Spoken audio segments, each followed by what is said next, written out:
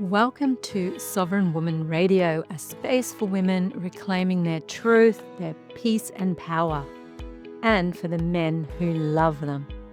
I'm Susan Deakin, and today's episode is a beginning, not just of a podcast, but of a new chapter of my life, a chapter defined by sovereignty, softness, and remembering who I truly am.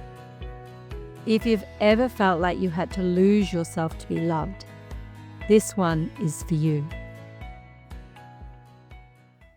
For most of my life, I wasn't sovereign. I didn't even know sovereignty was something a woman could claim. I knew how to care, how to hold, how to give, how to love, but I didn't know how to belong to myself. When I look back on my younger years, I can see how far from sovereignty I really was. I grew up in what you would call a textbook family. Stable, loving, predictable. But even with that beautiful foundation, something inside me wanted freedom. Not chaos, but permission. Permission to be who I really was. Not the girl I thought I had to be within the family unit. So in my teenage years, I rebelled. Not because I was wild, but because I was searching for identity, for acceptance, for a space where I didn't feel judged or confined. I was drawn to friends with dysfunctional upbringings, not because I wanted their chaos, but because their rawness, their honesty, their nothing to prove energy reflected a part of me I couldn't access yet. I'm not proud of the choices I made then, but I do understand them now. Back then, I didn't know who I was. And I wanted to be accepted for a self I hadn't even met yet. Those years showed me the part of myself that felt unseen, misunderstood, and unexpressed.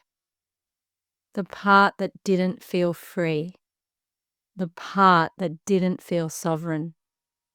And it's taking me the last 5 years to unravel all of that, to strengthen my boundaries, to define my deepest values, to understand my needs, to find my wholeness, and to come home to myself. My awakening didn't arrive loudly. It wasn't a one big moment. It unfolded slowly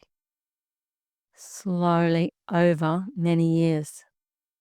And the truth is, my body knew before I did. My skin became the messenger. It showed me that my nervous system had been in fight or flight for so long that it simply refused to heal until I changed my life. It was my body saying, "You cannot stay in this pattern. You are not living in your truth. Something has to change." And then my 30-year marriage ended. As painful and disorientating as it was, that ending became the doorway into everything I was meant to learn. The last 5 years have been the most profound chapter of my life. A slow healing, a gradual returning, a remembering of who I am when I am no longer overgiving, overcaring, or abandoning myself. I found my self-trust again. I rebuilt my self-worth.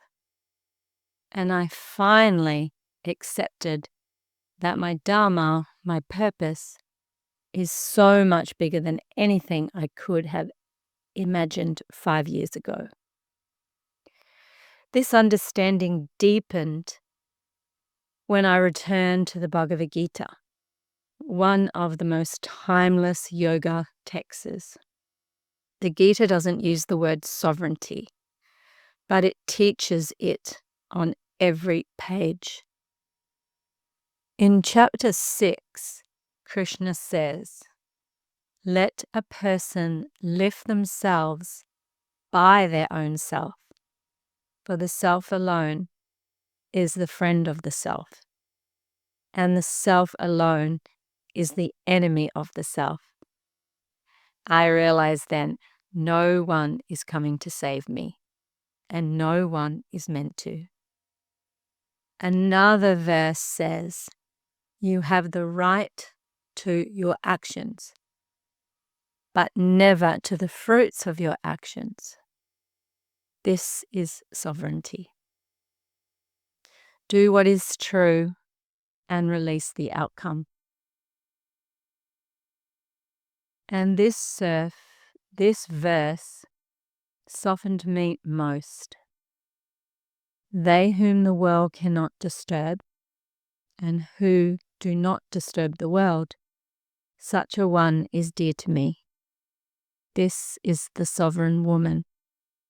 Soft, steady, unmoved by chaos, open but not collapsing, loving but not losing herself.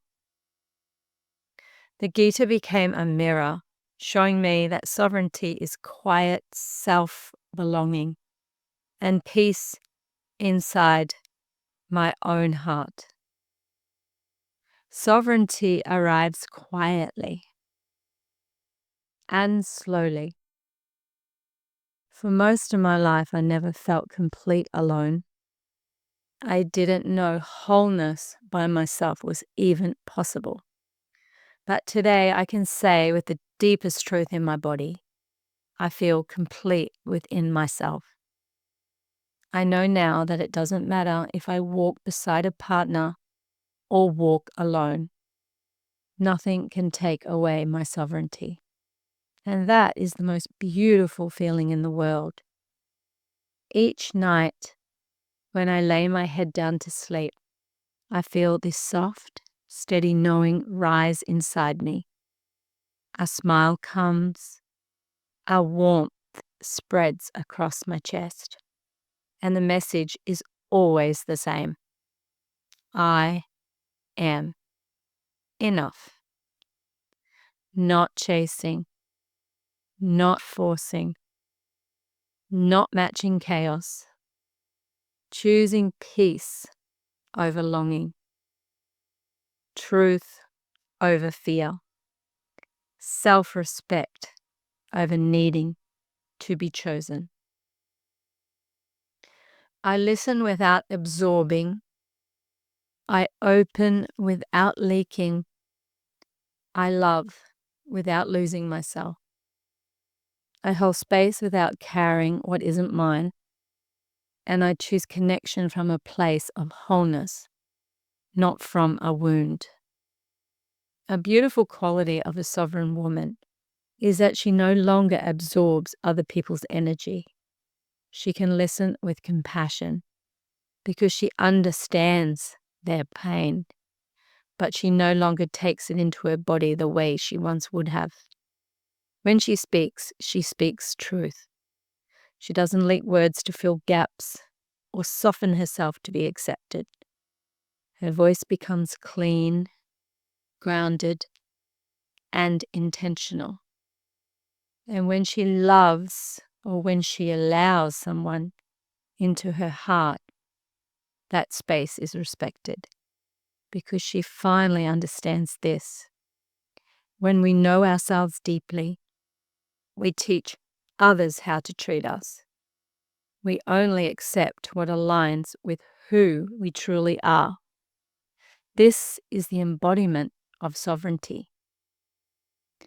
Sovereignty in women is not a rejection of the masculine. It is an invitation for both energies to rise, to balance, and to meet in truth. A sovereign woman does not destroy the masculine. She awakens it. The last 5 years hasn't been easy, but they've been the most honest. I learned that when I make choices aligned with my purpose, my body feels calm, not anxious, not tight, not in survival, the place I lived for so many years. My body has become my compass. Today, I choose friends, relationships, opportunities, and decisions that align with who I truly am, not the woman who chased validation or intensity. When old patterns whisper, I notice them quickly. I pause, I soften, I go slowly, patiently, gracefully, until I know for sure that the choice I'm making is from my center. This is Sovereign Woman Radio. Thank you for sharing this moment with me. If today's episode touched something in you, inspired you, or helped you remember who you truly are, I'd love for you to share it with another woman who might need it too. Until next time, stay grounded, stay open, and stay sovereign.